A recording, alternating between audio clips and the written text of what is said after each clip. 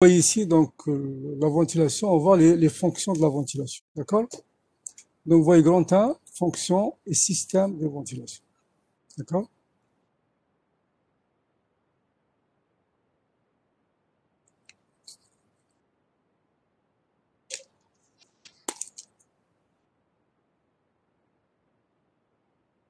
Fonction et système de ventilation. Alors, d'après vous, quelles sont les principales fonctions de la ventilation telles que vous le lisez ici, d'accord? Oui, j'écoute. Alors, quel est le but de la ventilation? Pourquoi on doit ventiler? J'écoute. Bien. Alors, les principales fonctions de la ventilation, puisque vous ne voulez pas parler, je vais parler à votre place. Alors, les principales fonctions de la ventilation, vous les voyez ici, d'accord? Elles sont multiples. Donc, le premier point, c'est extraction de l'air vicié des locaux pour élimination des polluants, donc les vapeurs gaz, les gaz carboniques, les odeurs, etc. Donc, la première fonction importante, c'est la fonction hygiène. D'accord? C'est la fonction hygiène. D'accord?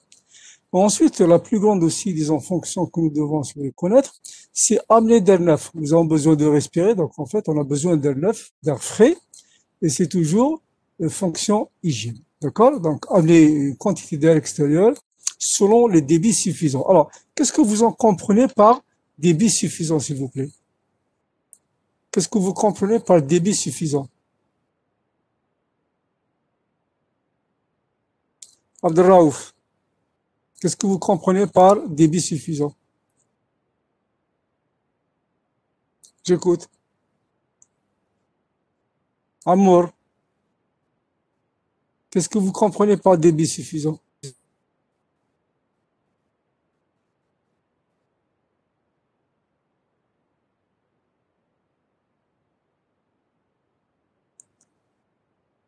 que vous comprenez par débit? Vous êtes avec moi ou moi? Allô?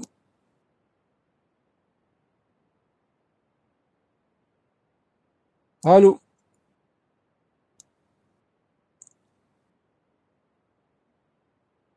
Personne n'écoute? Chergui, qu'est-ce que ça veut dire débit suffisant, débit d'air suffisant, qu'on voit ici? D'accord? Ok? Qu'est-ce que ça veut dire débit d'air suffisant? J'écoute. Ok, j'ai compris. Je pense que personne n'est avec moi. Hein? Vous êtes là à présent, mais en fait, personne n'écoute. Allez. Donc, amener d'air frais, donc fonction hygiène. Vous avez ensuite extraction des produits de combustion. Donc, lorsque vous avez un générateur gaz, donc une chaudière, vous avez besoin de gaz, disons, comburant. Donc, on a besoin, si vous voulez, de ramener de l'air pour qu'on puisse avoir, si vous voulez, une combustion. Ensuite, donc, vous avez aussi, donc, amener d'air neuf, extérieur, comme comburant, donc, c'est pour le générateur de gaz, donc, pour les chaudières, pour les chauffe-bains, donc, tout ce que vous voulez. Et aussi, c'est une fonction aussi, donc, sécurité. Donc, on a besoin d'une certaine sécurité, parce qu'on a besoin de ventiler aussi. D'accord? Et aussi la fonction confort qui est la médaille, donc pour maintenir un certain degré hygrométrique dans les locaux que vous avez dans la fonction confort. Ensuite, vous avez, disons, l'une des fonctions aussi qui est importante, c'est la suppression des condensations. Donc, vous avez suppression des condensations dans les matériaux et ce qu'on appelle la conservation du bâti. Alors, qu'est-ce qu'on comprend par conservation du bâti? Vous savez très bien que lorsque vous avez, par exemple, une paroi, d'accord? Un mur, je dirais, tout simplement, d'accord? Lorsque vous avez une paroi, et bien sûr, cette paroi, elle est sujette, si vous voulez, à quoi? À disons, si vous avez, par exemple, de la pluie qui de ce côté, donc si vous avez, par exemple, de l'eau, hein, vous avez même l'extérieur, donc vous avez une certaine humidité, eh ben, cette eau, elle a tendance à migrer, à migrer à l'intérieur de la paroi. Donc, elle va se promener, elle va migrer à l'intérieur de la paroi. Et bien sûr, qu'est-ce qui se passe? Vous allez avoir une paroi qui va contenir de l'eau. D'accord? Qui va contenir de l'eau. Évidemment, si les températures sont positives, ça pose pas de problème, même, disons, avec le temps. Mais si, par exemple, vous avez des températures qui sont négatives, vous avez risque de gel, vous avez un risque d'éclatement, si vous voulez, de l'enrobage et même de la paroi éventuellement. Donc, ça, conserver le bâti, c'est pour éviter ce qu'on appelle les condensations superficielles et les condensations interstitielles. D'accord? C'est pour éviter à ce qu'il y ait de l'eau à l'intérieur de la paroi, tout simplement. C'est clair? Oui? Voilà. Donc, ça, c'est pour conservation du bâti. Ensuite, vous avez limitation des consommations énergétiques pour le renouvellement d'air. Donc, je pense que c'est une raison d'économie. D'accord? Vous savez très bien que lorsque vous faites un bilan thermique, vous prenez compte de tous les apports que vous avez pour, en été surtout, bien, même en hiver. Donc, disons, le renouvellement d'air, ben, on en a besoin, surtout pour respirer, pour disons, les équipements qui utilisent de l'air, etc. D'accord? Et nous avons, si vous voulez, besoin d'air, donc c'est une lésion d'économie. Alors, lésion d'économie, pourquoi? Parce qu'on ne peut pas ramener une quantité d'air, quelle que soit, disons, la quantité comme ça, aléatoirement. Donc, nous avons besoin d'avoir exactement une quantité d'air bien précise. Donc, un débit d'air, par exemple, QR ou UV, d'accord? Bien précis, on ne peut pas dépasser. Donc, si j'ai besoin, par exemple, pour des personnes qui sont à l'intérieur d'un local, par exemple, dans un bureau, si la réglementation me dit vous avez besoin de 25 mètres cubes par heure et par personne, je ne peux pas ramener éventuellement 30 ou 40. Ce serait du gaspillage, parce qu'en termes d'équipement de ventilation ou de climatisation, ça va être du gaspillage. Donc, tous ces débits, disons, limitation de la consommation, donc tous ces débits réglementaires, il va falloir les respecter pour avoir une certaine économie, pour ne pas surdimensionner les équipements de climatisation et même éventuellement de ventilation. D'accord? Ensuite, vous avez intégration de la sécurité. Donc, vous avez le dernier point ici. Intégration de la sécurité incendie dans les bâtiments. Donc, en fait, c'est la fonction sécurité. Vous savez très bien que dans le cadre de la sécurité incendie, hein, donc, on a besoin, par exemple, du désenfumage. D'accord? On a besoin du désenfumage. Le désenfumage, c'est quoi? Imaginez, par exemple, que vous avez un local. D'accord? Vous avez un local. Bien sûr, s'il y a un incendie qui se déclare, ben, il va y avoir de la fumée, certainement. Vous allez avoir de la fumée qui va se dégager, d'accord? Il va y avoir de la fumée qui va se dégager, et bien sûr, cette fumée, ben, si vous avez des occupants, ça va être un danger pour les occupants. Donc, qu'est-ce qu'on fait? On ventile. On ventile, donc on ramène éventuellement de l'air frais de ce côté-là, d'accord? Et bien sûr, on évacue pour évacuer les fumées. Donc, vous avez d'un côté évacuation, d'accord? Évacuation des fumées, d'accord? Évacuation des fumées. Donc, ça, c'est une fonction sécurité. Bien sûr, la fumée, c'est l'ennemi numéro un concernant, si vous voulez, disons, les dangers lorsqu'il y a un incendie pour les personnes. Donc, les fumées, il faut les dégager en ventilant. Donc, on ramène de l'air frais d'un côté. Et bien sûr, vous avez évacuation automatique, si vous voulez, des fumées qui sont dues à l'incendie où vous êtes. D'accord? Ça, si vous voulez, c'est les principales fonctions de la ventilation. Donc, elles sont multiples. Vous avez fonction hygiène, vous avez fonction sécurité, que ce soit pour raison de sécurité incendie, ou bien pour que ce soit combustion lorsque vous avez des générateurs gaz qui ont besoin, si vous voulez, d'air, soit pour ventiler, soit aussi pour de l'air comme comburant, d'accord, pour pouvoir avoir une combustion. Ensuite, vous avez la question confort. Donc, en fait, le confort, c'est quoi? C'est pour maintenir un certain degré hygrométrique, donc une certaine humidité dans l'air, de l'air que vous avez dans vos locaux. Ensuite, vous avez la suppression des condensations dans les matériaux. Donc, c'est pour avoir la conservation du bâti, pour ne pas que, disons, les parois puissent, si vous voulez, éclater lorsqu'il y a un gel, ou bien la migration de l'eau. Donc, si vous avez de l'humidité, tous les revêtements vont sauter et éventuellement même la paroi elle-même, elle va se dégrader. Ensuite, le dernier point, surtout donc économie aussi, donc c'est pour ramener une quantité d'air suffisante, pas plus. On ne peut pas ramener une quantité d'air aussi grande, aussi importante que l'on veut. Donc, le débit d'air doit être choisi en fonction de la réglementation, etc. Et bien sûr, dans la sécurité incendie, c'est pour le désenfumage éventuellement pour évacuer les produits disons des incendies, donc les fumées, les gaz chauds, etc. D'accord? Est-ce que vous avez des questions à poser, s'il vous plaît, avant d'aller plus loin? Oui? J'écoute. Non, pas J'écoute. de question, monsieur. Merci. Donc ça, c'est les premières fonctions, d'accord? Maintenant, on va passer les systèmes de ventilation, d'accord? Donc, vous avez donc, deuxièmement, donc, les systèmes de ventilation. Alors, quand on parle de système de ventilation,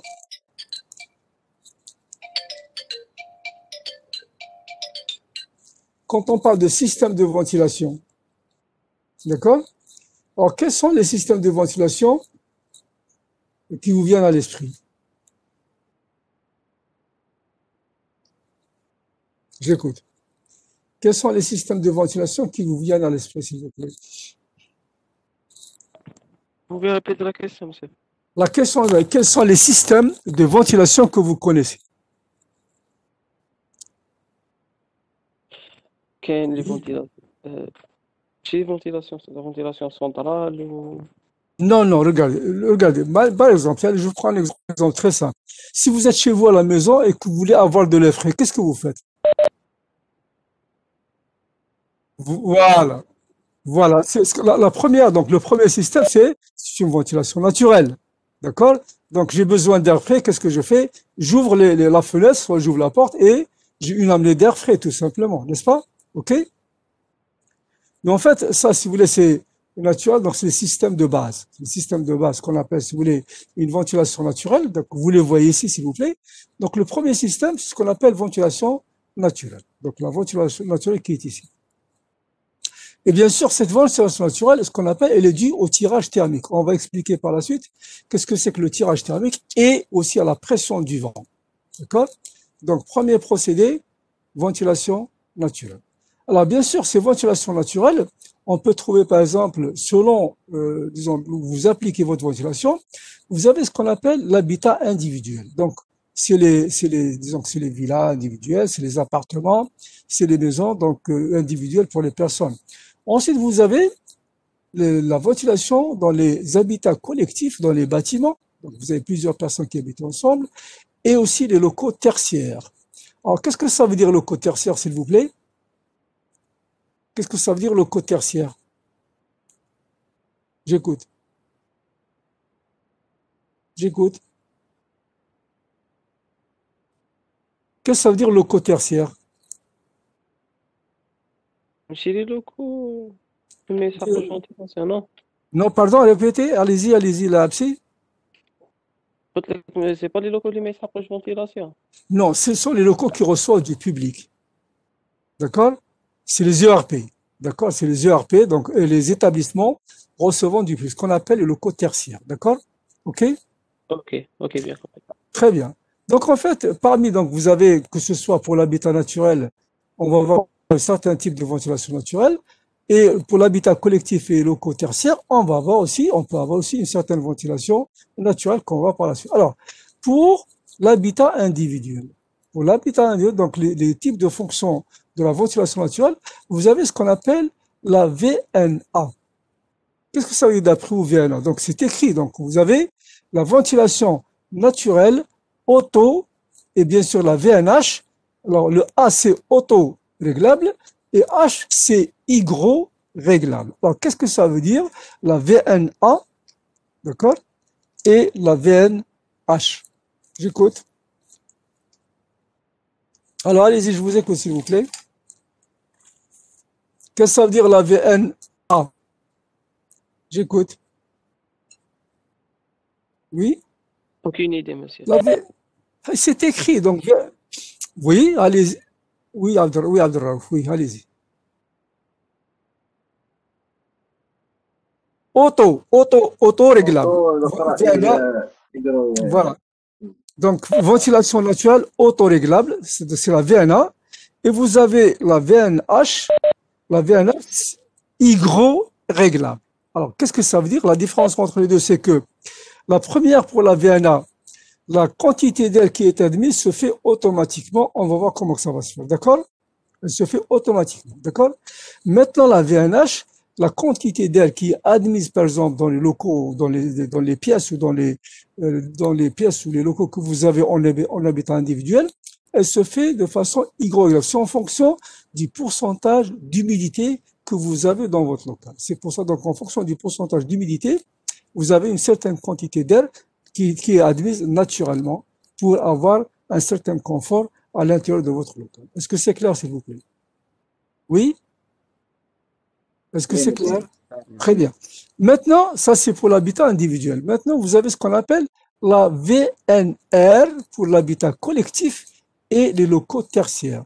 Là, bien sûr, comme ça se prononce, donc vous avez ventilation naturelle réhabilitée, hygrorégable et conduit shunt. D'accord? Donc, pour l'habitat collectif, c'est autre chose. Donc, en fait, vous avez ce qu'on appelle la VNR, d'accord? La VNR, pardon. Alors, et donc, réhabilité, ça veut dire que ventilation naturelle, réhabilité. Qu'est-ce que ça veut dire réhabilité, s'il vous plaît? Qu'est-ce que ça veut dire réhabilité? Quand vous réhabilitez quelque chose, c'est quoi? Qu'est-ce que vous faites? Rénover, monsieur. Voilà, exactement. C'est rénové. Donc, en fait, dans les habitats collectifs, il se peut, par exemple, que vous avez des anciens bâtiments, d'accord, qui n'ont pas peut-être les systèmes de ventilation requis, donc qui sont réglementés. Qu'est-ce que vous faites? Vous faites une rénovation. Donc, vous réhabilitez votre système. Bien sûr, d'accord? Et ensuite, vous avez aussi, hygrorégulable, c'est la même chose que pour disons, l'habitat individuel. Donc, ça peut être sérieux de façon, en fonction de l'humidité. Et les conduits shunt, c'est quoi les conduits shunt? C'est quoi les conduits shunt, s'il vous plaît? Comment se fait la ventilation dans un bâtiment lorsque vous avez plusieurs étages? La ventilation, imaginez par exemple que vous avez un bâtiment, d'accord? Ok? Donc vous avez un bâtiment comme ça. Et bien sûr, certainement, je vais avoir par exemple la gaine technique qui est là, d'accord? Je vais avoir une gaine technique et j'ai par exemple plusieurs étages, disons plusieurs appartements, d'accord? Ça, c'est les fondations. Ça, c'est le sous-sol, par exemple. D'accord? On a toujours besoin d'avoir une ouverture vers le sous-sol. Donc, ici, c'est la gaine technique. Alors, qu'est-ce que c'est qu'une gaine technique, s'il vous plaît? Qu'est-ce que c'est qu'une gaine technique? C'est quoi une gaine technique? J'écoute. C'est quoi une gaine technique? Oui, j'écoute. C'est quoi une gaine technique, s'il vous plaît? C'est un conduit, que ce soit fait en maçonnerie, ou bien en galvanisé, ou bien en inox, tout ce que vous voulez, pour permettre, si vous voulez, à l'air vicié de s'échapper vers, disons, vers la toiture. D'accord? Donc ici, vous avez la toiture, certainement, qui était là. Donc en fait, qu'est-ce que vous allez faire? Vous allez avoir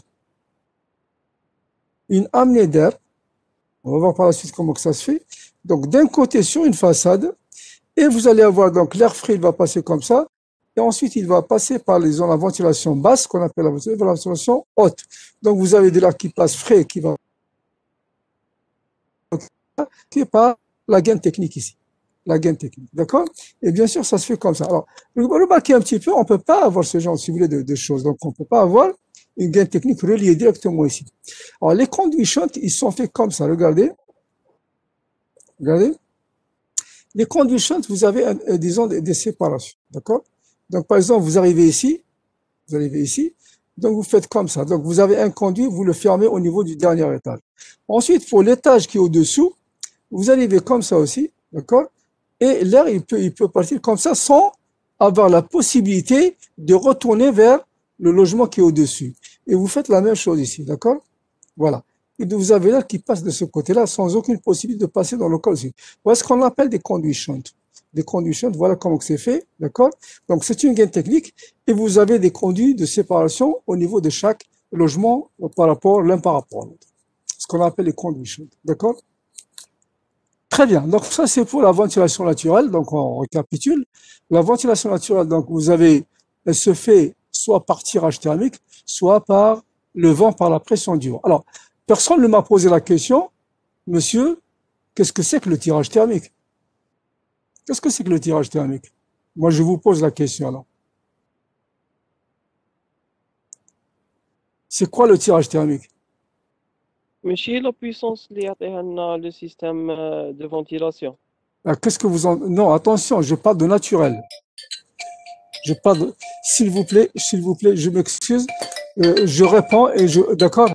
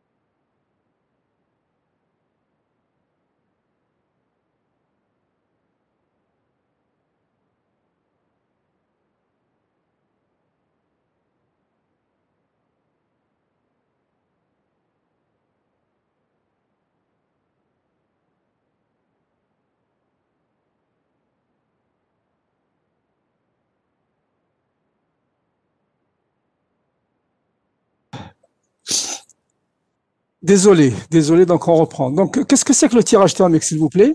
J'écoute. C'est quoi le tirage thermique?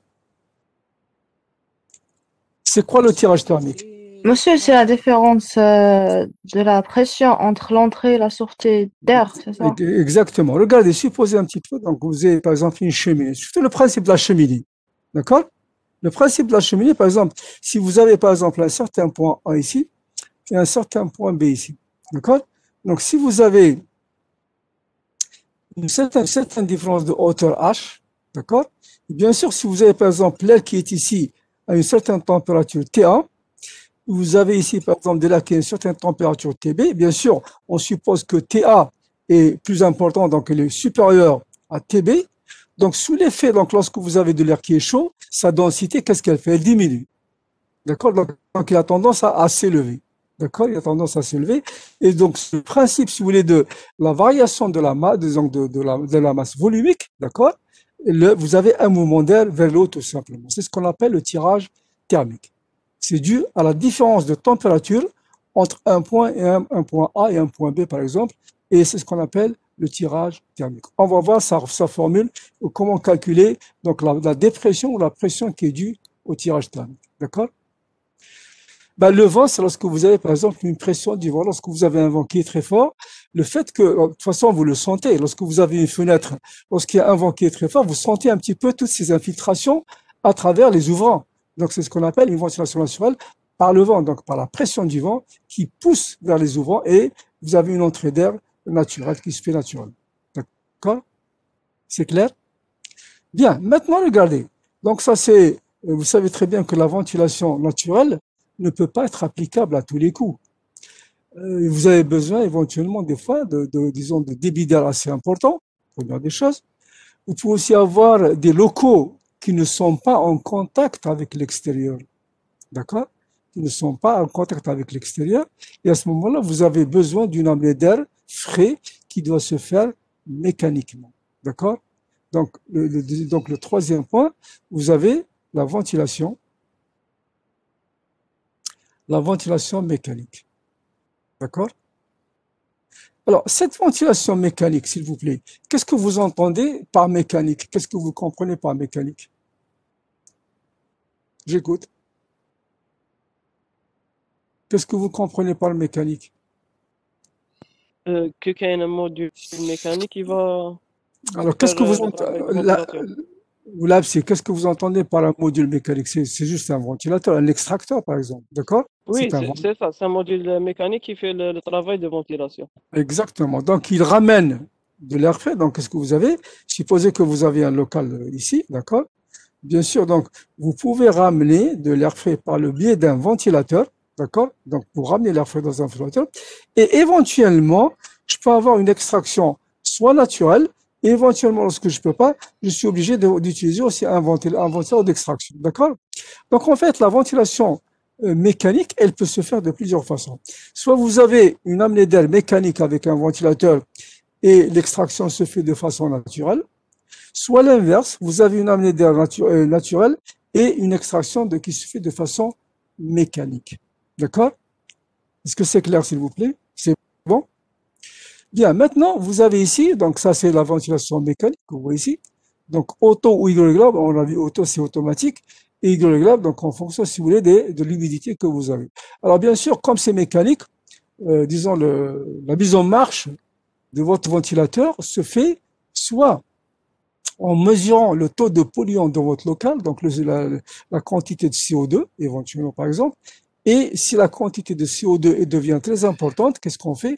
On met en route le ventilateur pour abaisser ce taux de CO2. Ou bien hygroréglable, c'est-à-dire qu'on mesure l'humidité relative dans le local. À ce moment-là, en fonction de ce taux d'humidité, on met en route notre ventilateur pour ramener de l'air frais, pour avoir un certain confort à l'intérieur de votre local. D'accord? C'est clair? Bien sûr, maintenant, il y a toujours l'habitat individuel, comme on l'a vu tout à l'heure, et l'habitat collectif ou tertiaire. Donc, parmi la ventilation mécanique, vous avez le premier type, c'est ce qu'on appelle la VMC. Alors, qu'est-ce que ça veut dire VMC? C'est une ventilation mécanique contrôlée. D'accord? La VMC, d'accord?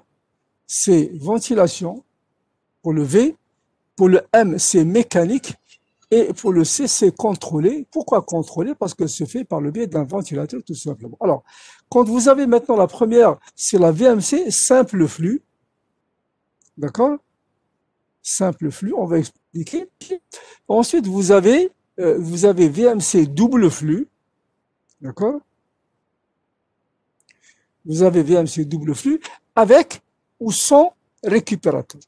Alors, d'après vous, la VMC simple flux, c'est quoi? Qu'est-ce que ça veut dire, c'est VMC simple flux? La VMC simple flux, comme tout à l'heure, c'est que vous avez un seul conduit. Donc, vous avez votre local, vous pouvez avoir soit un conduit d'amener d'air, extraction naturelle, ou bien vous pouvez avoir, si vous voulez, donc, amener d'air naturel et extraction avec un ventilateur. Donc, vous avez un conduit, soit à l'amener d'air, soit à l'extraction. C'est ce qu'on appelle simple flux. Vous avez un seul conduit, soit à l'amener d'air, soit à l'extraction. Pas les deux à la fois. Lorsque vous avez une VMC double flux, vous avez un conduit, donc une gaine, un conduit à l'amener d'air, donc à l'entrée, d'accord, et vous avez une gaine à l'extraction. C'est ce qu'on appelle double flux. Double flux parce que vous avez deux gaines, une pour amener de l'air et l'autre pour extraire l'air. Donc, VMC simple flux, un seul conduit, avec amenée naturelle ou bien extraction naturelle. Double flux, vous êtes obligé d'avoir deux conduits. Un conduit d'amenée d'air et un conduit d'extraction de l'air. D'accord? Maintenant, lorsque vous avez avec ou sans récupérateur, c'est quoi un récupérateur, s'il vous plaît? Qu'est-ce que vous entendez par récupérateur, s'il vous plaît? Qu'est-ce que vous entendez par récupérateur? Qu'est-ce que c'est qu'un récupérateur? Qu'est-ce qu'il récupère? Qu'est-ce qu'il récupère? Qu'est-ce qu'il récupère, s'il vous plaît? J'écoute. Ben Dali, qu'est-ce qu'il récupère, ce récupérateur? Qu'est-ce qu'on récupère au juste? L'air, monsieur. Pardon? La Non, pollution. non. Alors, justement, qu'est-ce qu'on récupère? On récupère de la chaleur. On récupère de la chaleur d'une manière, ça peut être la fraîcheur ou la chaleur. Alors, regardez un petit peu, écoutez ce que... Donc, supposez que vous avez un local. D'accord? Supposez que vous avez un local qui est ici. Par exemple, si j'ai un local qui a une température, par exemple, de 24 degrés. D'accord? J'ai un local à 24 degrés. Et supposez, par exemple, que je sois en hiver. Vous avez donc ça, c'est une température ambiante de 24 degrés. Et que j'ai une température extérieure, par exemple, en hiver, qui est égale, par exemple, à 6 degrés. D'accord? Alors, pour ventiler, qu'est-ce que je fais? Normalement, je ramène de l'air frais de l'extérieur et je le souffle dans le local. C'est ça la ventilation. Donc, je ramène de l'air frais et donc je le souffle dans le local. Alors, maintenant, regardez. Est-ce que vous pensez que c'est normal? Bien sûr, l'air que j'ai ici, je l'extrais, donc je le jette vers l'extérieur. Donc, c'est de l'air extrait. D'accord? Je le jette à l'extérieur directement. D'accord? Mais cet air frais, il est à 6 degrés. Et l'air que j'extrais, donc je rejette vers l'extérieur, donc je mets rejeté pour que vous compreniez, d'accord? Il est à 24 degrés, d'accord? Eh bien, écoutez, pourquoi ne pas récupérer la chaleur qui est dans l'air que je jette dans l'environnement, au lieu de le jeter à 24 degrés, qu'est-ce que je vais faire? J'utilise un récupérateur.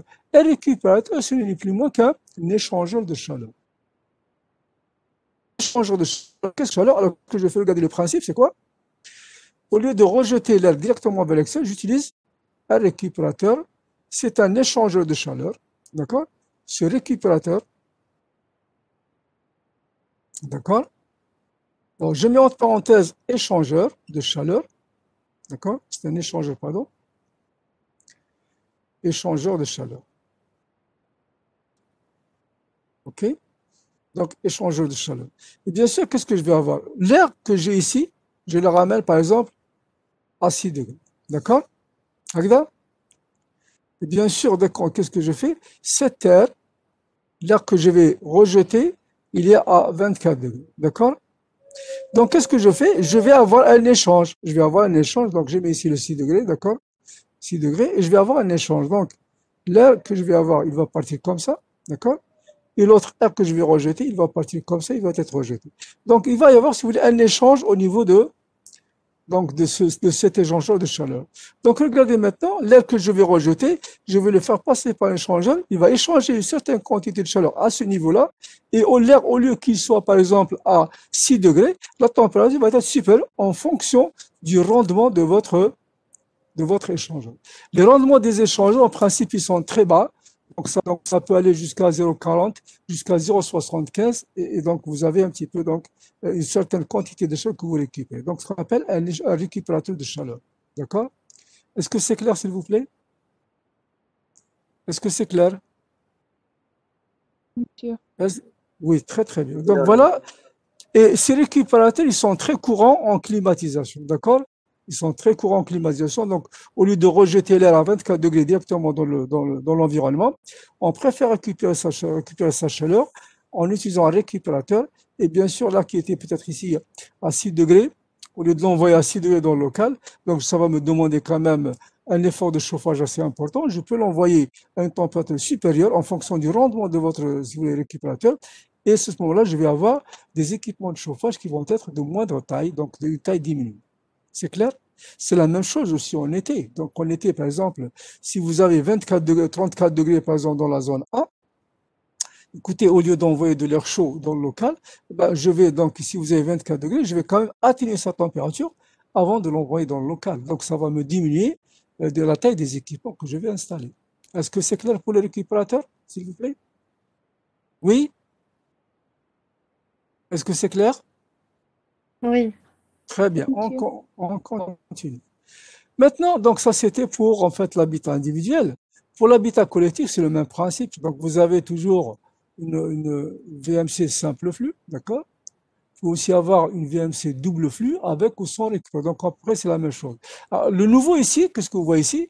Donc ce qu'on appelle une VMA, ce qu'on appelle une ventilation mécanique asservie.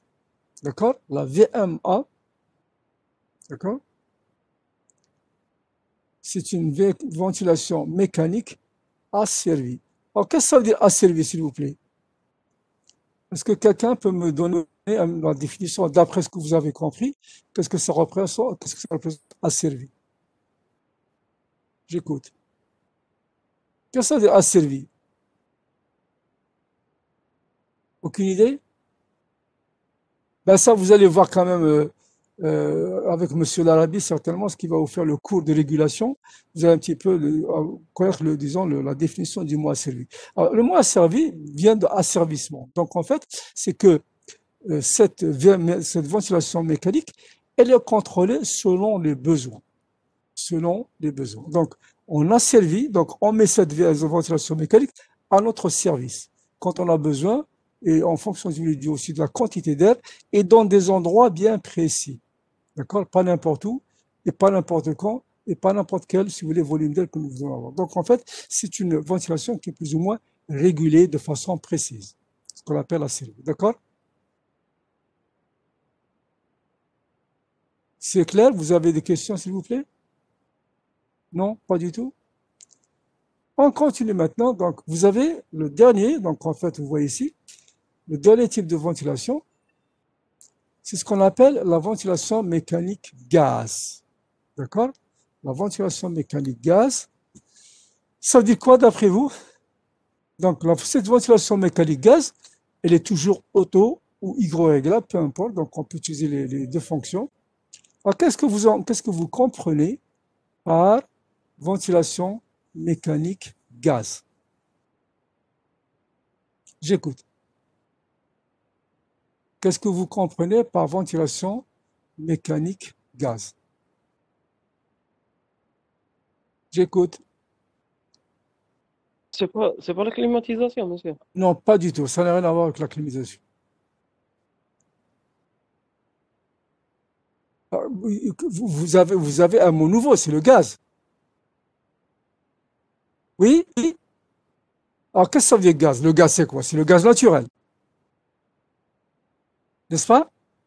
Et donc, en fait, le plus important, c'est la ventilation mécanique gaz. Regardez ce que ça veut dire.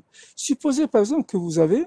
Alors, je vous invite à voir le DTL C4.2 qui parle aussi de l'installation gaz dans les habitations. D'accord? Ok? Donc, supposez par exemple que vous avez dans votre local, je dirais, le local que vous avez ici, d'accord? Vous avez une chaudière. Bon, je prends le cas d'une chaudière murale. Allez, je prends une chaudière murale qui est ici. D'accord? N'est-ce pas? Oui, non. Alors, cette chaudière murale, qu'est-ce qu'elle fait? Vous avez un brûleur, n'est-ce pas? Vous avez un brûleur. Vous savez qu'est-ce que c'est qu'un brûleur? Donc, vous l'alimentez en gaz. Si vous brûlez, donc il y a combustion. D'accord? Il y a combustion. Et donc, en fait, qu'est-ce que vous avez? C'est la combustion, vous dites quand même que vous avez des gaz de combustion que vous devez éliminer. Ce qu'on appelle les gaz de combustion. D'accord? Les gaz de combustion qui doivent être éliminés. Ça, c'est la première des choses. Quand vous avez combustion, vous avez besoin de deux types d'amener d'air. Donc, vous avez de l'air neuf pour respirer, pour avoir un certain confort. D'accord? Et vous avez besoin d'air de combustion. Donc, de combustion, c'est ce qu'on appelle, si vous voulez, de combustion, donc de combion. Donc, il va falloir prévoir deux débits cette fois-ci. De l'air neuf pour la fonction hygiène, certainement, d'accord? Et vous avez un autre débit d'air pour la combustion. Est-ce que c'est clair? Et donc, en fait, vous avez besoin des débits d'air qu'il faut avoir. Donc, pour la combustion, vous devez connaître un petit peu quelle est la consommation en air de votre chaudière, de vos équipements d'une manière générale qui utilisent le gaz. Et vous devez aussi connaître, disons, la quantité d'air neuf pour avoir une certaine, si vous voulez, confort hygiénique dans le local où vous êtes.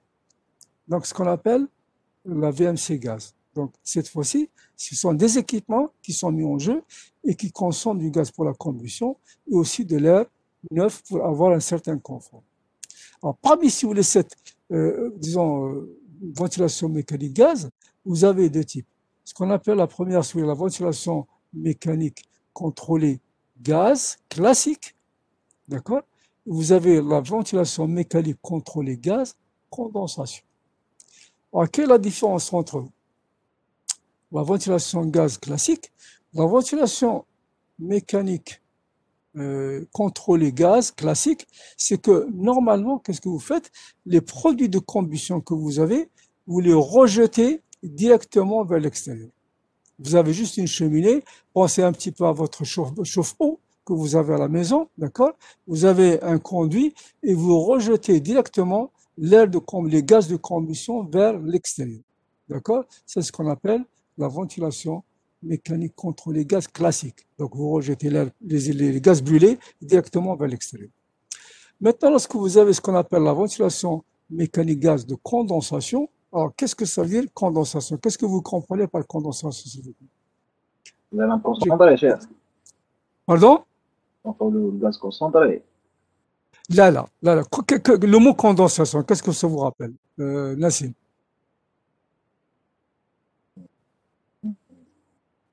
Condensation, qu'est-ce que c'est condensation? Vous condensez quoi? Le gaz. Non, on ne condense pas le gaz. On condense. Alors, regardez, il faut comprendre les choses. Regardez, s'il vous plaît. Ça veut dire diminuer le volume, c'est ça. Condenser. Non, regardez, Beck. Lorsque vous brûlez quelque chose, en principe, qu'est-ce que vous avez? Vous brûlez, par exemple, un hydrocarbure, d'accord? C'est CnHM, par exemple, d'accord? Et qu'est-ce que vous lui ajoutez? Vous lui ajoutez de l'oxygène. Ok? Oui. Cette combustion, que quand vous brûlez par exemple un gaz, un hydrocarbure, qu'est-ce que ça vous donne? Ça vous donne de la chaleur. N'est-ce pas? Plus quoi? Du CO2, si la combustion est complète. Ok? Et ensuite, qu'est-ce que ça vous donne aussi? De la vapeur d'eau. Nous sommes d'accord? De la vapeur d'eau, donc vous avez H2O. N'est-ce pas? Alors, imaginez un petit peu que vous avez par exemple votre chaudière qui est là, d'accord? Vous avez une chaudière qui est là, d'accord? Et vous avez des produits de combustion que vous voulez rejeter directement vers l'extérieur, d'accord? Ça, c'est la classique. Donc, vous avez des produits de combustion qui viennent comme ça et qui partent vers l'extérieur. D'accord? Donc, ça, c'est la ventilation mécanique contrôlée, gaz classique. Donc, on rejette les gaz brûlés vers l'extérieur. Alors, maintenant, les produits de combustion, généralement, ils sont à une température assez élevée. Donc, peut-être jusqu'à 250, 300 degrés, peut-être 120 degrés, ça dépend de ce que vous avez comme énergie qui est dégagée. D'accord? Maintenant, cette vapeur d'eau que vous avez, elle est à la même température que, éventuellement, les gaz brûlés. Donc, cette vapeur d'eau, elle contient une certaine chaleur, une certaine énergie. Donc, à la sortie de la chaudière, dans le conduit d'évacuation des gaz brûlés, qu'est-ce qu'on installe? On installe un récupérateur de chaleur. Un récupérateur de chaleur, donc vous avez un récupérateur, donc échangeur, d'accord? Et cet échangeur, qu'est-ce qu'il fait? Il est réglé de façon à ce que la vapeur d'eau qui est contenue dans les gaz brûlés, on va la et on récupère certaines, par exemple, de l'eau qui est ici à une certaine température. Si vous la mettez en contact avec les gaz brûlés chauds, donc qu'est-ce qu'elle fait? Premièrement, vous allez chauffer cette eau que vous allez avoir ici, et ensuite, vous allez améliorer le rendement de votre chaudière. Donc, la condensation, la VMC gaz condensation, qu'est-ce qu'on fait?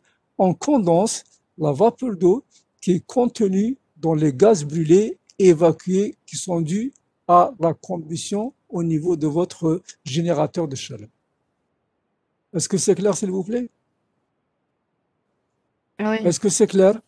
Très bien. Donc, classique, on rejette les gaz brûlés directement dans l'ambiance, donc vers l'extérieur.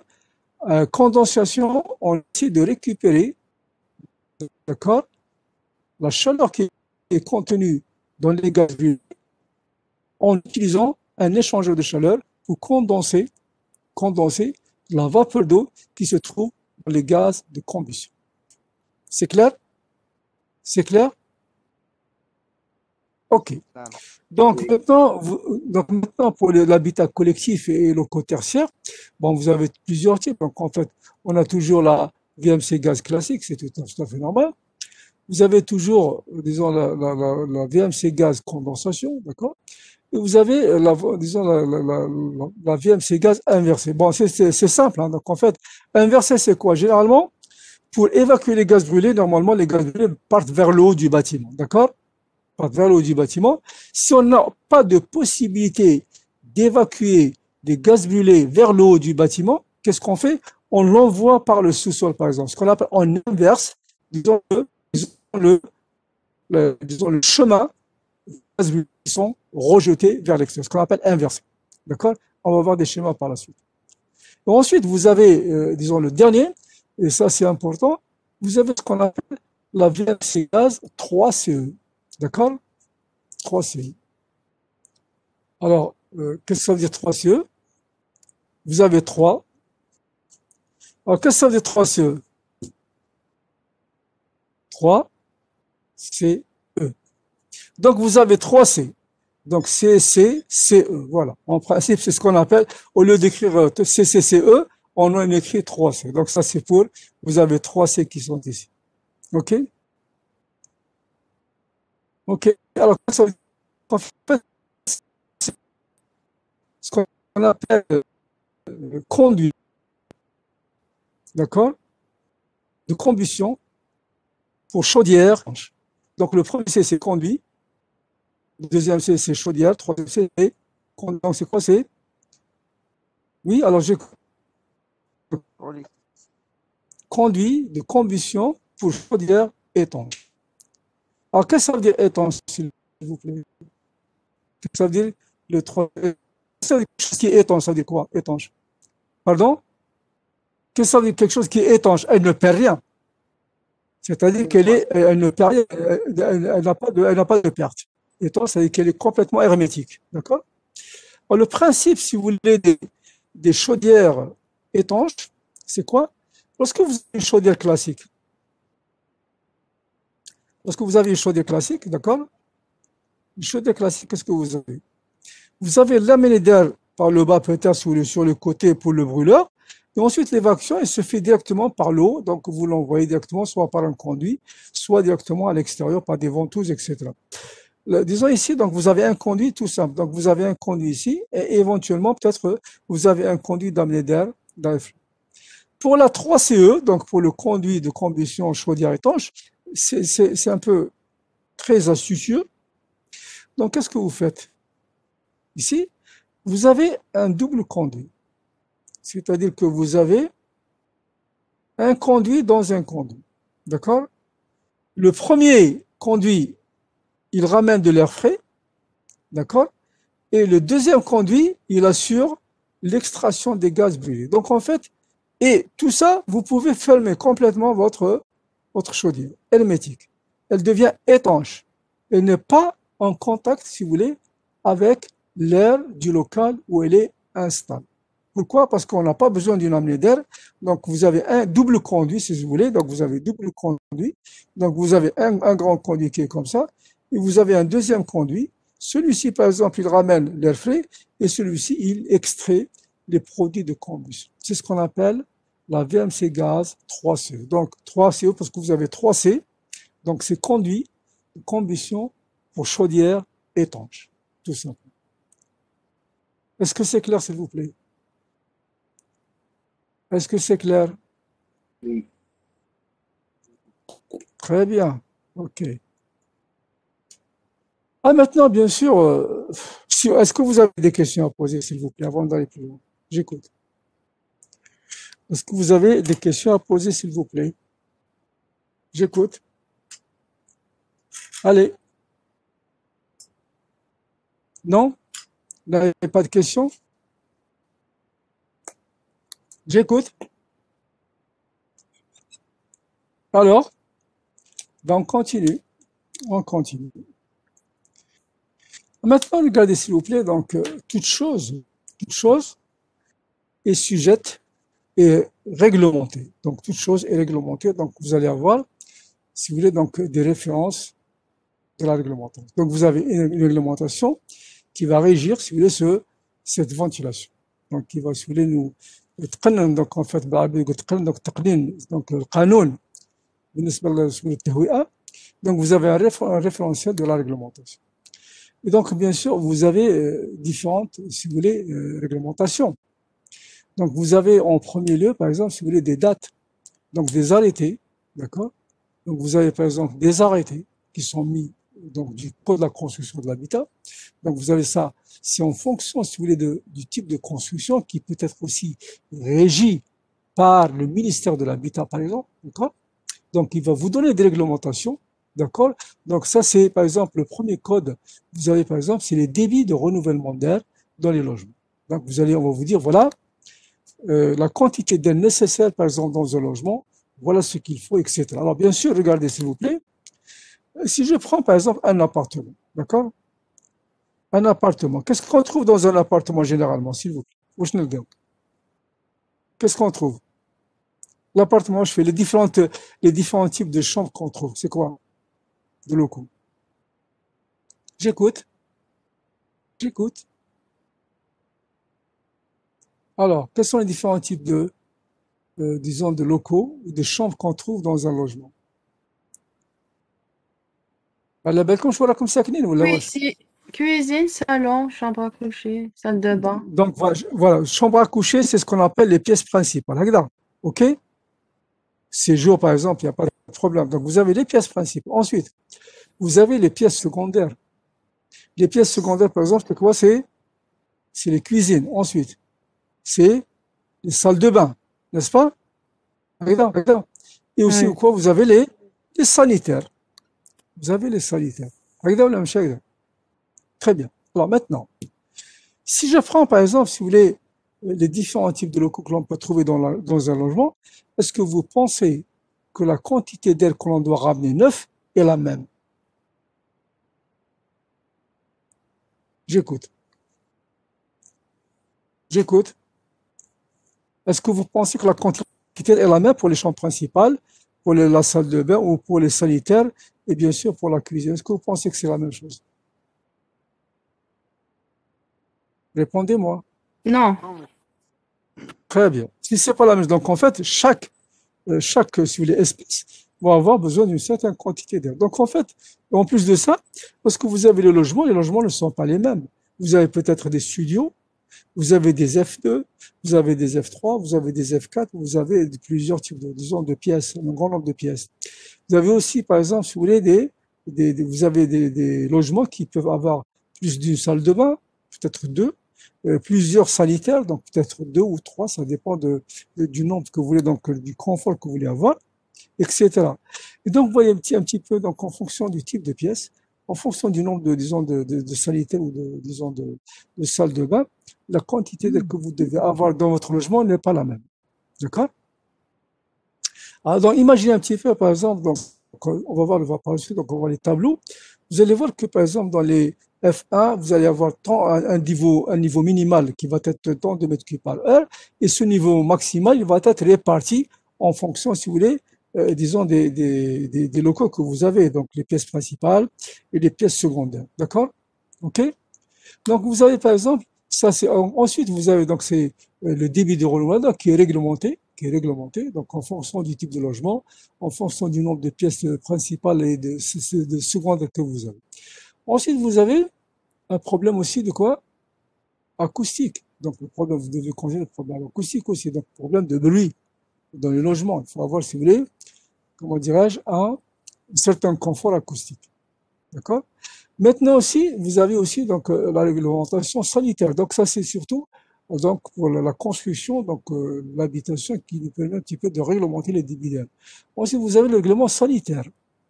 Vous avez le règlement sanitaire, bien sûr. Bah écoutez, vous êtes obligé d'avoir des débits minimaux d'un œuf dans les ERP ou bien même individuels. Donc, on ne peut pas ramener n'importe quelle quantité d'air pour avoir un certain confort hygiénique, etc. au point de vue sanitaire. D'accord? Et bien sûr, comme on l'a vu tout à l'heure, vous avez aussi la réglementation sécurité incendie.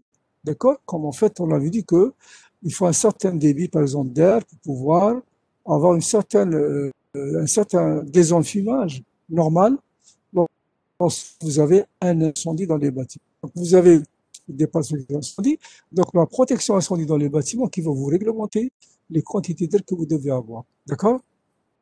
Est-ce que c'est clair? Et ensuite, vous avez aussi donc la sécurité des installations de génie climatique, donc tout ce qui concerne les équipements que vous avez, d'accord, etc. Ensuite, vous avez aussi le code de travail. Vous avez le code de travail. Ben écoutez, donc ça, lui, il va par exemple vous donner un petit débit minimal. Donc à respecter dans les locaux, vous avez des gens qui sont ensemble. Donc ça, c'est le code de travail. Et ensuite, vous avez donc en fait d'autres décrets ministériels, donc qui peuvent éventuellement vous réglementer en matière, si vous voulez, de débit à avoir dans les ERP. Et bien sûr, en fonction du type disons, d'occupants, vous avez des fumeurs, des non-fumeurs, etc., etc. D'accord? Et vous avez donc, en fait, en fonction de ça, on vous dit, voilà, la quantité d'air nécessaire que vous devez avoir dans tel ou tel local. OK? Donc, vous avez des arrêtés, vous avez des codes du travail, vous avez des décrets ministériels. Ensuite, on arrive ici, donc, l'autre type de réglementation, ce qu'on appelle les DTU. DTU, alors pour nous, ça c'est français, DTU, ce qu'on appelle documents techniques unifiés. Pour nous, en Algérie, qu'est-ce que nous avons? Nous avons les DTR. Les DTR. Alors, qu'est-ce que ça veut dire DTR, s'il vous plaît? Qu'est-ce que ça veut dire DTR? Qu'est-ce que ça veut dire DTR?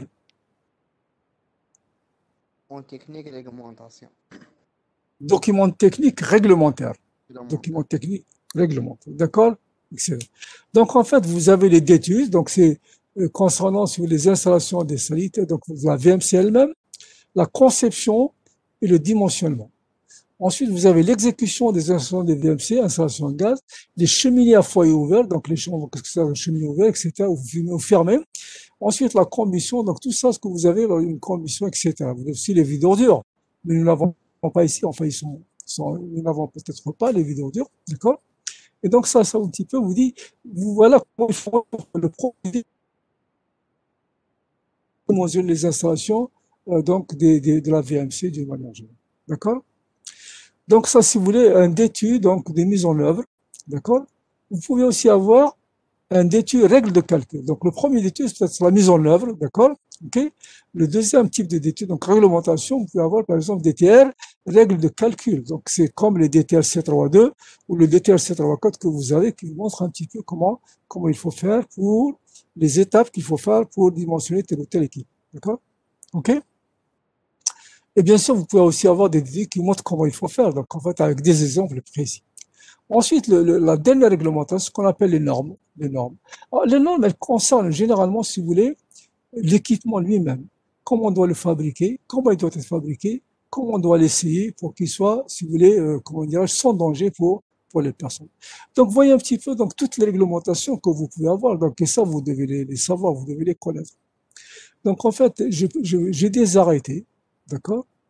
J'ai des codes de travail, d'accord? J'ai des décrets, j'ai des DTR, d'accord? Et j'ai des normes. Vous voyez un petit peu, donc, selon comment dirais-je, donc, l'importance, vous avez tout ça qu'il faut connaître par la suite. Est-ce que c'est clair, s'il vous plaît, là? Est-ce que c'est clair? J'écoute. J'écoute. Est-ce que c'est clair, s'il vous plaît? Très bien. Donc, oui. Vous avez des questions à poser? Pas de questions? Très bien. Donc, on continue. Maintenant, regardez, on va voir les dispositions réglementaires fondamentales. Donc, on a vu que il y avait une certaine réglementation qui doit être respectée, d'accord? On va un petit peu maintenant, que nous dit cette réglementation? En fonction, par exemple, si vous voulez, si je considère, par exemple, les locaux à usage d'habitation ou les locaux collectifs. D'accord? Donc, voilà. Donc, le premier, on va voir un petit peu que nous dit la réglementation, si vous voulez, en matière de locaux d'habitation. D'accord? Donc, c'est la ventilation maintenant. Réglementation, donc, pour la ventilation des locaux à usage d'habitation. Donc, à usage d'habitation. D'accord?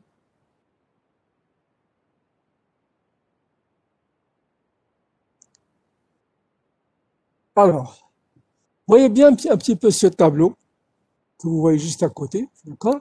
Alors, ce tableau, qu'est-ce qu'il dit, s'il vous plaît? Qu'est-ce qu'il dit, ce tableau? Donc, c'est l'aération des logements doit pouvoir être générale et permanente en toute saison. D'accord? Donc, la ventilation, l'aération, donc c'est la même chose, des logements, doit pouvoir être générale. Donc, il ne faut pas quand même qu'il y ait un espace de votre logement qui ne soit pas ventilé correctement. D'accord? Et permanente. Donc, c'est tout le temps, que ce soit jour et nuit, à n'importe quelle heure. Est-ce que c'est clair? OK? Maintenant, ça, c'est le premier point. Donc, l'aération, la ventilation des logements doit être générale, permanente, en toute saison. Le deuxième point important, c'est quoi? La circulation de l'air doit pouvoir se faire principalement par entrée d'air dans les pièces principales, on a vu tout à l'heure, et sortie dans les pièces de service. Alors, qu'est-ce que ça veut dire? Entrée d'air par les pièces principales et sortie dans les pièces de service. Alors, on avait défini les pièces principales, c'était quoi, s'il vous plaît, tout à l'heure? Les pièces principales, c'était quoi? Les chambres. Les chambres, par exemple, les séjours, etc. D'accord?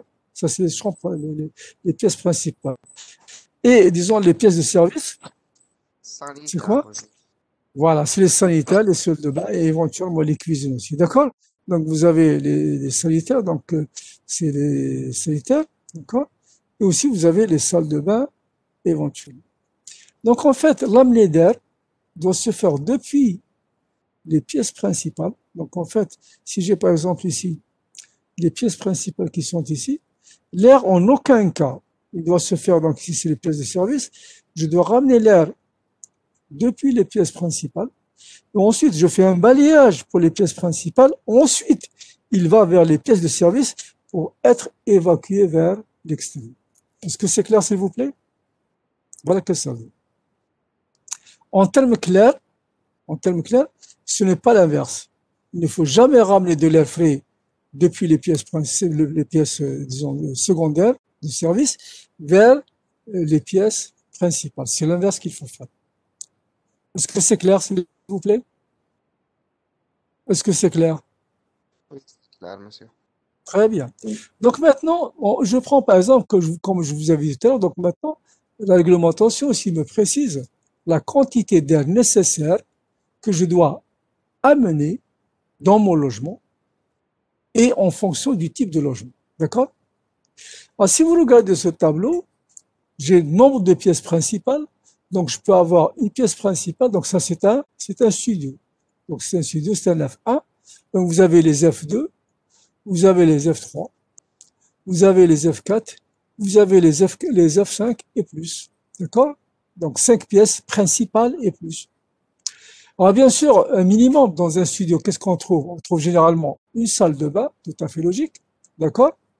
Voilà. Et bien sûr, nous avons un seul, disons, sanitaire.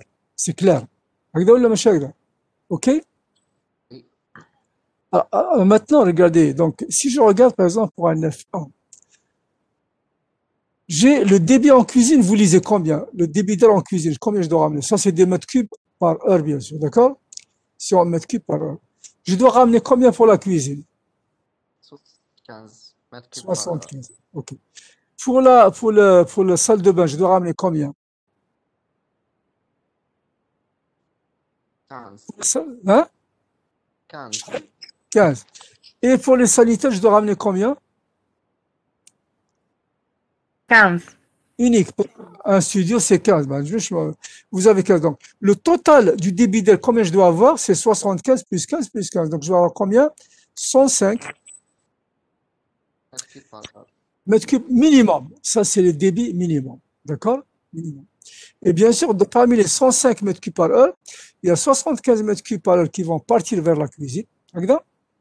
15 mètres cubes qui vont partir vers le sanitaire ou la salle de bain et l'autre pour les sanitaires. Est-ce que c'est clair, s'il vous plaît? D'accord? Maintenant, si je prends par exemple un F4, supposons que vous prenez un F4. Un F4, vous avez besoin de combien? J'écoute. Pour la cuisine, vous avez besoin de combien? De 120. D'accord? Agda? Vous avez besoin de 120. La salle de bain, vous avez besoin de combien de 30. 30 mètres cubes. Ensuite, supposons que vous avez donc une seule salle de bain, d'accord, il n'y a aucun problème. Donc vous avez les sanitaires, supposons que vous avez un seul sanitaire. Donc ça fait 15, n'est-ce pas? Le total, ça fait combien? Oui? Ça fait 165 mètres cubes par heure, c'est ça? OK? Maintenant, supposez que j'ai deux sanitaires. J'ajoute 15 plus. Donc, si j'ai deux sanitaires, j'ajoute 15 mètres cubes par heure, etc. Par sanitaire, bien sûr. D'accord? Est-ce que c'est clair, s'il vous plaît? Donc, ça, c'est le tableau, c'est la réglementation qui vous les fixe. Ça, c'est le débit mais plutôt pas le débit maximum de référence. On ne peut pas dépasser ces valeurs. Donc, vous avez des débits maximums de référence que vous devez avoir. Agda? Maintenant, le deuxième tableau que vous voyez, ce qu'on appelle les dispositifs individuels de réglage, peuvent permettre de réduire ces débits cas de la VMC à 2 allures. Ça, en général, c'était quoi? C'était la ventilation naturelle. Donc, vous avez, disons, la VMC naturelle ou bien mécanique, peu importe. D'accord? Donc, ces débits, il faut les respecter. Maintenant, vous avez des dispositifs individuels de réglage peuvent permettre de réduire ces débits. Alors, qu'est-ce que ça veut dire? Des dispositifs individuels de réglage. Qu'est-ce que ça veut dire? Qu'est-ce que vous comprenez par dispositif individuel de réglage? J'écoute. J'écoute. Et regardons entre parenthèses. Qu'est-ce qui est écrit entre parenthèses? K de la VMC avec 2 allures, n'est-ce pas? K de la VMC avec. Qu'est-ce que ça veut dire VMC avec 2 allures, s'il vous plaît? Qu'est-ce que ça veut dire? Qu'est-ce que vous comprenez par VMC avec 2 allures? Qu'est-ce que ça veut dire une allure? Machine de look, hein? D'accord? Qu'est-ce que ça veut dire allure? C'est la façon de marcher. Vous avez une allure lente ou bien une allure rapide. D'accord? Qu'est-ce que ça veut dire 2 allures? C'est la possibilité d'avoir une ventilation mécanique qui va fonctionner avec 2 vitesses. Allure, c'est-à-dire de vitesse, avec deux vitesses différentes. D'accord? Donc, peut-être que vous avez une certaine vitesse pour avoir un débit minimum, et ensuite, lorsque vous avez une autre vitesse, vous avez un débit maximum. D'accord? Est-ce que c'est clair? OK? Et donc, en fait, regardez, vous pouvez aussi donc avoir, dans ce cas, lorsque vous avez une vitesse mécanique qui est contrôlée, donc de vitesse, etc., pour un F1, d'accord? Bon, lorsque vous avez un F1, donc champ principal une seule, donc le débit minimal, il faudrait qu'il soit, débit total minimal, il faut qu'il soit de 35 mètres cubes par heure. D'accord? Alors, avec un débit minimum en cuisine qui est de 20 mètres cubes par heure. Ça veut dire quoi? Que j'ai vu que dans un F1, moi je peux trouver quoi? Une cuisine, une salle de bain et un sanitaire. D'accord? Donc en fait, parmi les 35 que j'ai, il me reste 15. Donc 35 moins 20, ça fait 15. Et ces 15, je dois les répartir sur, disons, le sanitaire et la salle de bain. D'accord? Voilà ce que ça veut dire. OK? Maintenant, si vous avez par exemple un F5, d'accord?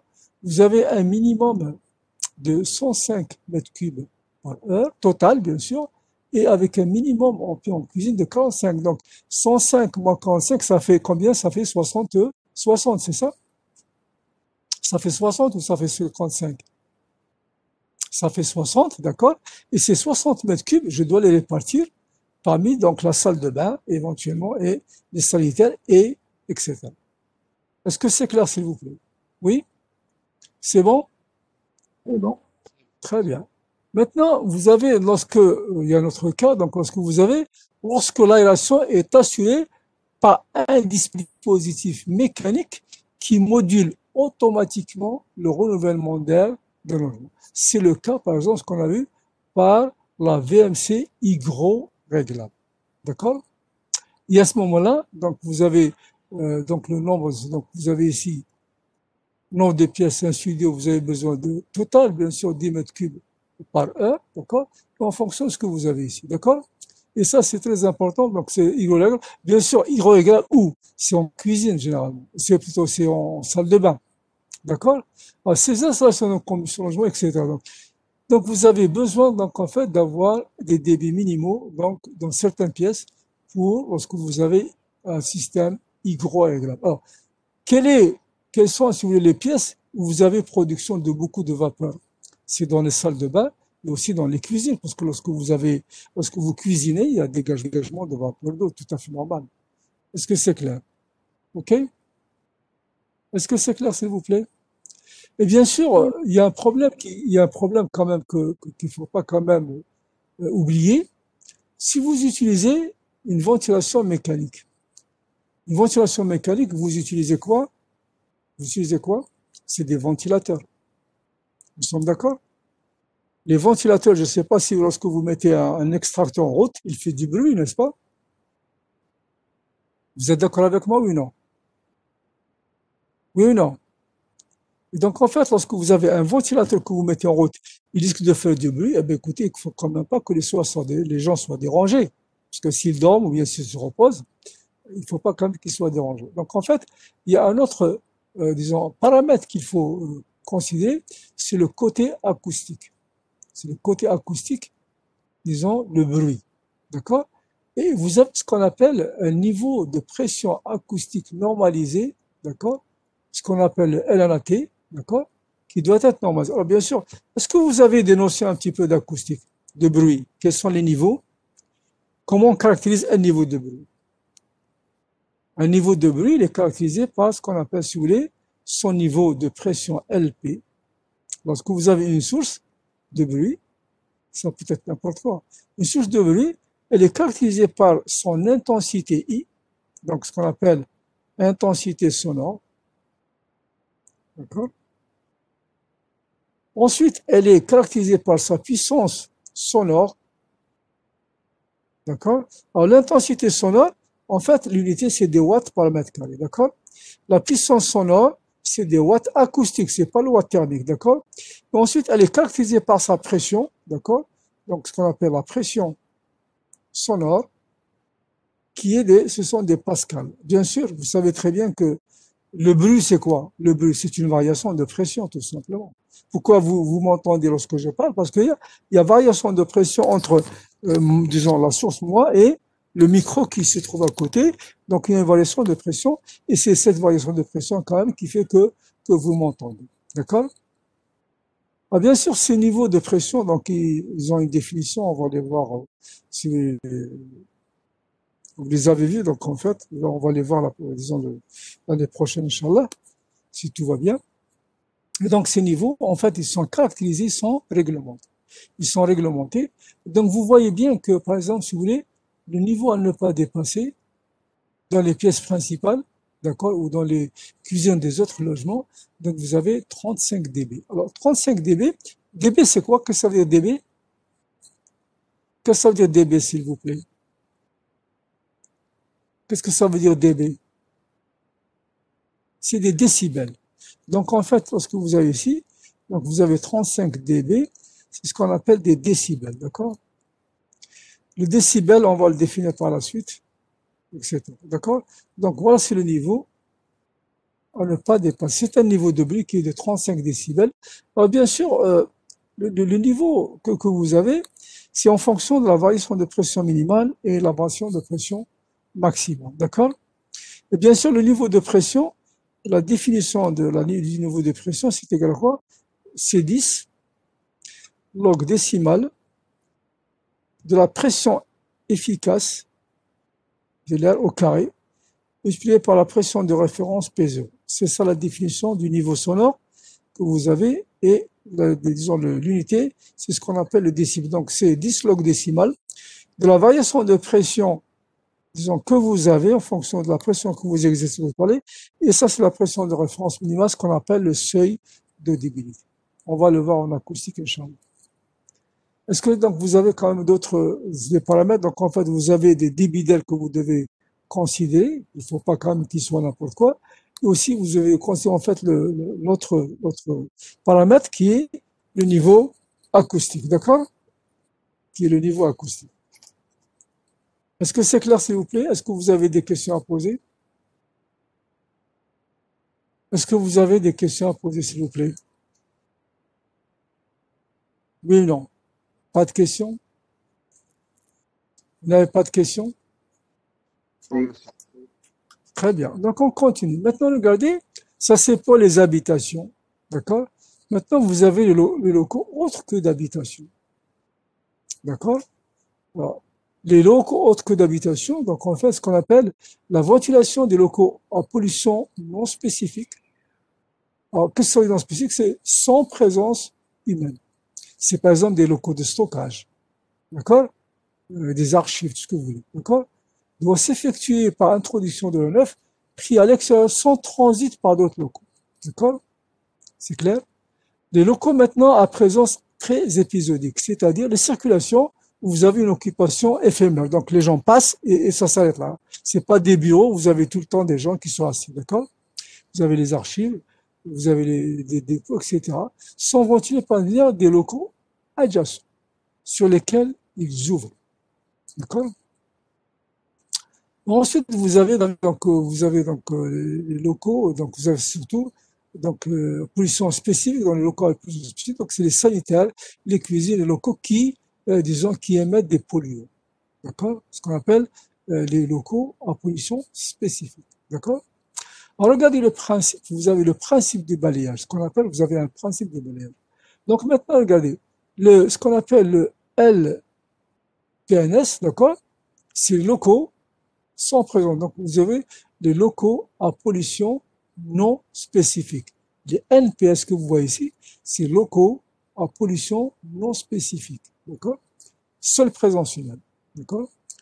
Ensuite, vous avez les LAPE. Donc, c'est les locaux à pollution épisodique. C'est les circulations, etc.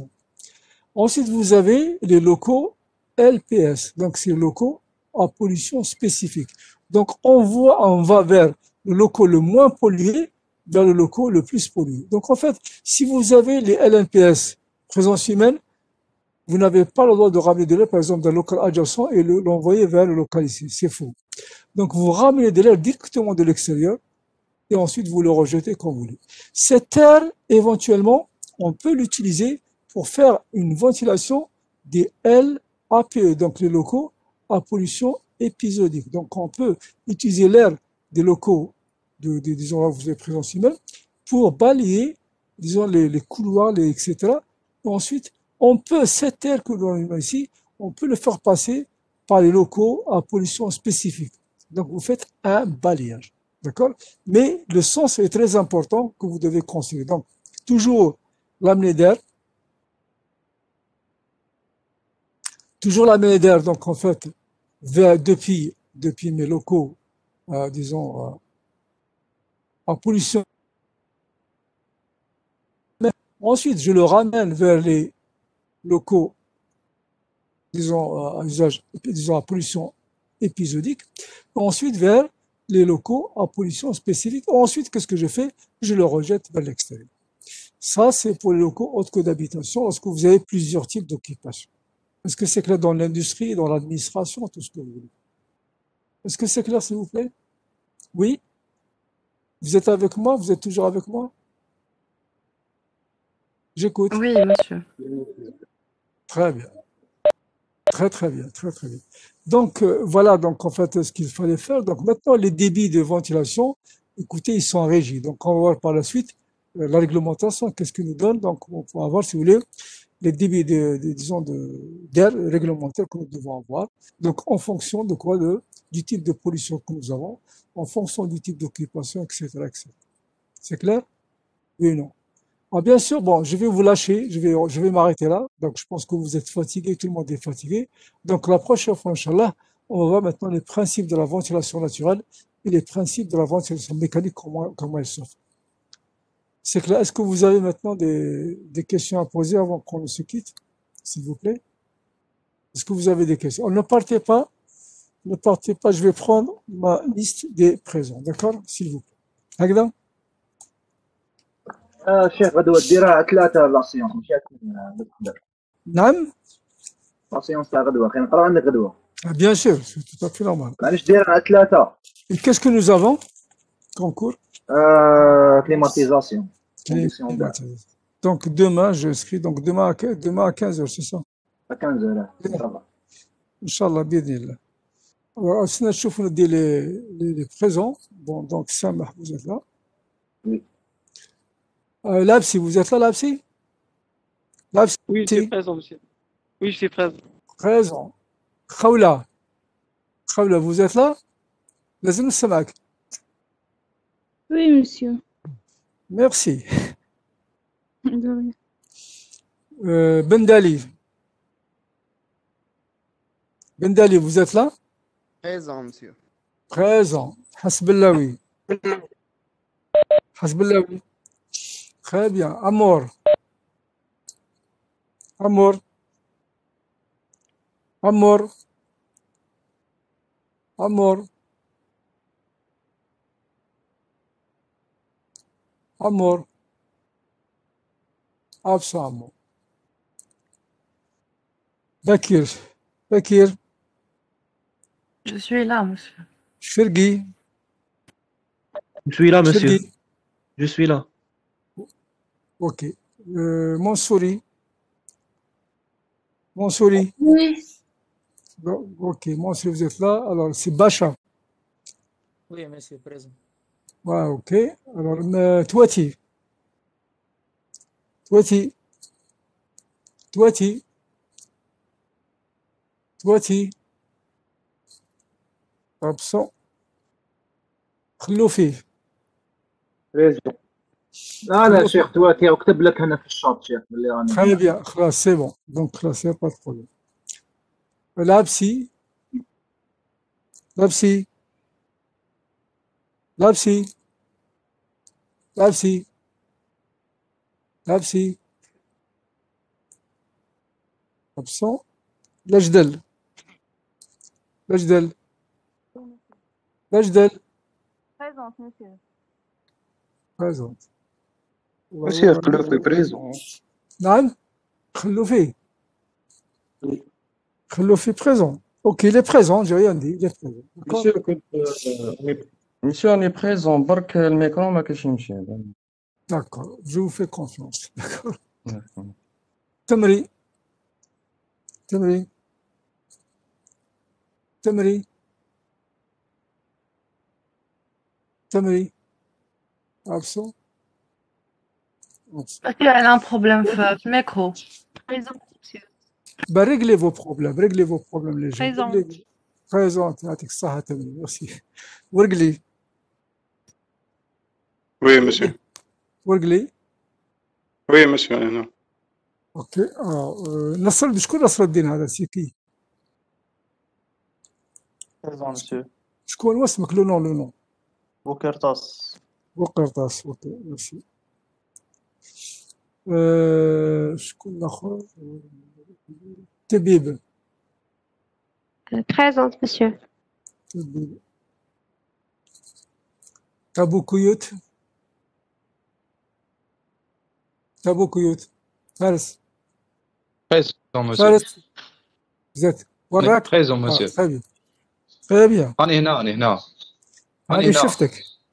أنا شفتك تابو كيوت Monsieur, la liste de présence هذه واش نعم la liste de présence هذه واش تدخل ما سمعتكش لاسين la liste de présence هذه واش تدخل شيخ يعني فاش تدخل le jour où il y aura des gens qui auront des problèmes ما يجيش يقول لي يا شيخ ما il n'aura pas droit à quand même à être aidé, voilà. S'il ne fait pas l'effort d'être présent, il ne mérite pas d'être aidé, c'est tout. D'accord. C'est normal, non? Oui, bien sûr. D'accord. سيف الدين شكون سيف الدين هذا؟ Présent, monsieur. Bibi. بيبي ميرسي بيبي يعطيك الصحة بيبي. شكون اللي ما عيطلوش؟ توات راديا توات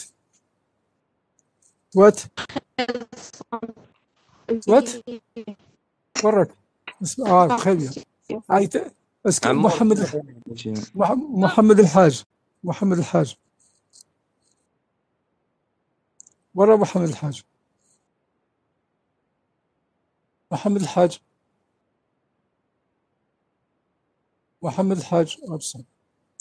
Est-ce que j'ai appelé tout le monde? Amour Seydani, monsieur. Amour, je crois que je vous ai Amour, ah oui, Amour, ok, très bien, je vous ai appelé, il n'y a pas de problème Amour. بعث لي الشيخ البي دي اف هذا الكور شيخ نعم مش قلت الكور شيخ الا تبغي تبعثه لي نو با تو سويت الكور تعرف وقتاش نبعث لكم الكور كي نديروا ليكزامان نبعث لكم الكور فوالا علاش voyez ce que vous en faites, ce que certains de vos collègues ont fait, je leur envoie les cours باش نعاونهم. Il me recopie intégralement lors de l'examen. Je suis désolé de le dire, mais c'est la réalité. Mais Cheikh, ce module de par distance ou la présentielle? الساعة مازال ما ديش هذا والبدينا هذا ونقولنا بسم الله. D'accord? D'accord. Monsieur. Oui, j'écoute. Monsieur Mohamed الحاج كتبت لك في الشات. Il n'y a pas de problème. Ok. Très bien. هكذا؟ Est-ce que vous êtes d'accord avec moi les jeunes, oui ou non? Oui. Très bien. Donc, moi, j'ai fait confiance à tout le monde, de leur intégrité, de leur honnêteté, et malgré tout, les gens me copient mot à mot. C'est pas logique. D'accord. Est-ce que vous avez d'autres remarques à faire ou des questions? Bon, غدوة 3 شيخ. Inch'Allah, بإذن الله, il n'y a pas de problème. D'accord. Merci.